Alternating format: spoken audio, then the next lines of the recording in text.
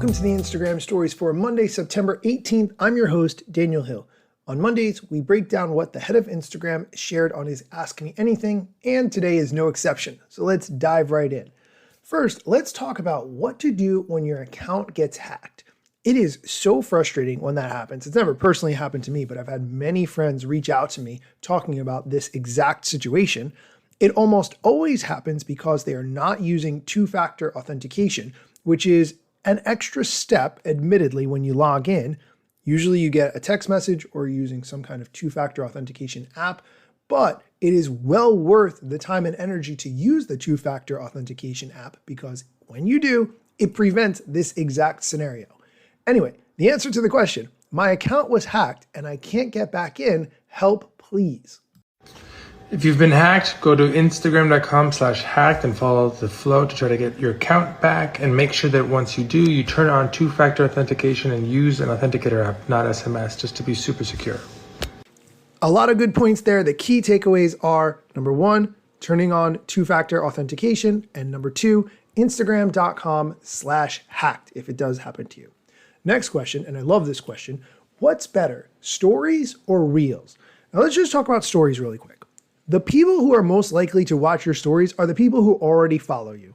The people who do not follow you, if they're just finding out about you, they're probably not going to start with your stories because that's only going to be the last 24-hour window. They're probably going to look at your reels, at your posts, at your story highlights potentially, not necessarily your stories. They might, but the people who are going to be watching your stories mostly, and I'm going to say my estimate, 95, 99% of the time, are the people who already follow you. And then when you post a story, it shows up in their top of their Instagram screen. Reels are going to be for the people who follow you, yes, but also the people who don't follow you who may be watching Reels. Those are the targets. So they have completely different uses in that respect. So the question, what's better, stories or Reels? The answer is, who are you trying to have see your content? Here's his answer. They're for different things, which means they're also for different people to a certain degree. Stories is a great way to share little moments of your day-to-day, give people an insight into what it is like to be in your life. And Reels is a bit more for things you want to have stick around, videos you're proud of. Could be a funny video, could be dancing, could be something that happened in your life, but something that you really want everyone to know about. And it's a little bit less behind the scenes. I agree with what he said. Stories are absolutely the best for behind the scenes. But one thing that is really unique about stories, and I used to talk about this a lot, but I haven't brought it up in a while, is that stories can show you every single person who watched your story. If someone watches your reel and they don't like it and they don't comment on it, you don't know that they watched it. But with stories, you can see every single person who watched your story. You can tap on their profile, see who they are. That is what makes stories unique. So keep that perspective. We are going to take a quick break. When we come back, we're going to talk about threads, the formats that people use most on Instagram, and Reels bonuses. So stick around. Are you ready to monetize your social posts and ride the instant shopping trend? Check out BecauseILoveIt.com, known as Billy. I've connected with them recently, and I'm loving their vision to empower influencers. Whether you're on Instagram, TikTok, or any other platform, Billy is where you can create your own online store to feature products you love. The best part is that brands reward you with a commission on every sale.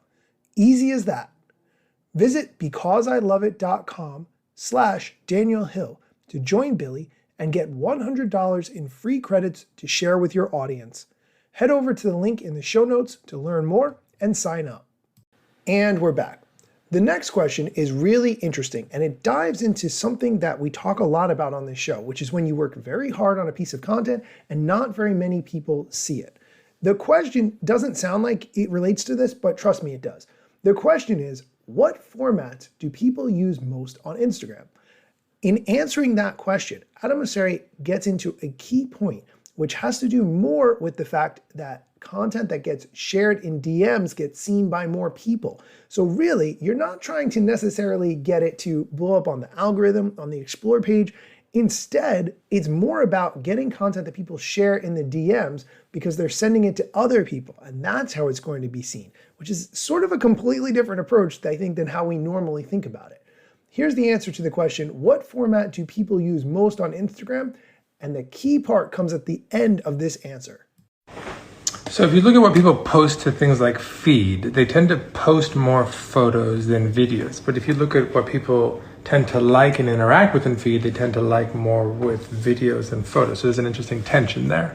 Not quite as intense in stories, and then in DMs it's mostly text, but there are a lot of photos and videos. In fact, there are more photos and videos shared to DMs in a given day than there are to stories, and there are a lot more photos and videos shared to stories than to feed any given day.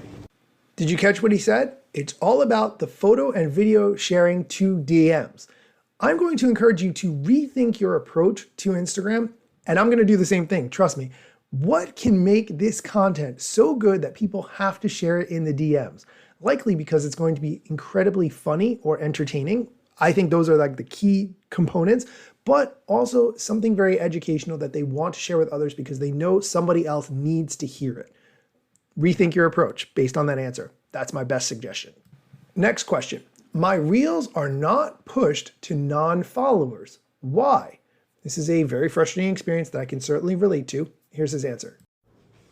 So for the most part, content isn't going to go to your non-followers, but we try hard, and I know sometimes people don't think this is the case, but it is true, to not get between people and the accounts that they follow.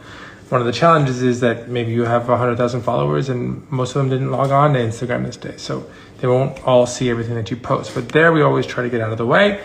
Whereas with recommendations, we're trying to discover things that you might love that you don't know about yet as a viewer. And maybe we'll come across what you posted as a reel and maybe we won't, but that's really much more unpredictable. So it's not something I want people to rely on. Our next question. I'm not a creator. Should I still use reels? I vote yes, but it's up to you what you want to do. No one's going to force you to do anything. You don't have to be a creator to use reels. Reels is just videos at this point on Instagram, and if you have a video you want to share, for me, I share videos of my kids all the time with, family and loved ones around the world. Use reels there too. And the last question we're going to talk about today, will you bring back reels bonuses? I personally think that Instagram should be paying creators for the content that they make. That's my opinion. Here's the answer. We're still iterating on bonuses currently in South Korea and in Japan. We want to make sure that they are sustainable, that they generate more revenue than they cost. Otherwise, we're just burning money. And we're starting to see some pretty promising results there. So we will look to expand to other countries. Not sure exactly when, nothing specific to announce. But I don't think bonuses are ever going to be something that everybody has access to. And I want to make sure that people understand that there are tens of millions of creators on the platform, and it's not really practical for us to be paying all of them for bonuses all the time.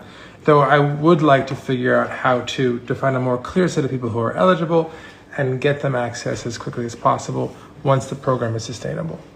I personally think that whatever social media platform sets the bar for how to pay creators in the best way possible, YouTube, I'm looking at you, that's the platform that people are going to spend the most time on because time is worth money. Time is valuable. It takes a long time to create content that people want to watch. That is going to do it for today's episode. Thank you so much, as always, for listening. If you like this kind of content, please leave a review. I haven't had a review in a long time, but when I get one and it's positive, it is super encouraging. Go on Apple Music. That is the best place to leave reviews. The second possible place to leave a review is on Spotify. You can rate the show. It takes 5 seconds to rate the show. So if you listen on Spotify, do that. As always, thank you for listening. And here's the rap song. Instagram news got you covered, sometimes even TikTok. Relevant platforms in the metaverse ahead of the wave without a break or a pit stop. Still waiting for Zuckerberg to give me the big job. Pause. Use trademarks and logos with Insta's permission, of course. If you like the show and you gain some good info, maybe leave a review. It's a type of applause. Just drop me a message if you want to collab. If you got some good content or you want to run ads, at Daniel Hill Media is where I am. TikTok, Facebook and Instagram.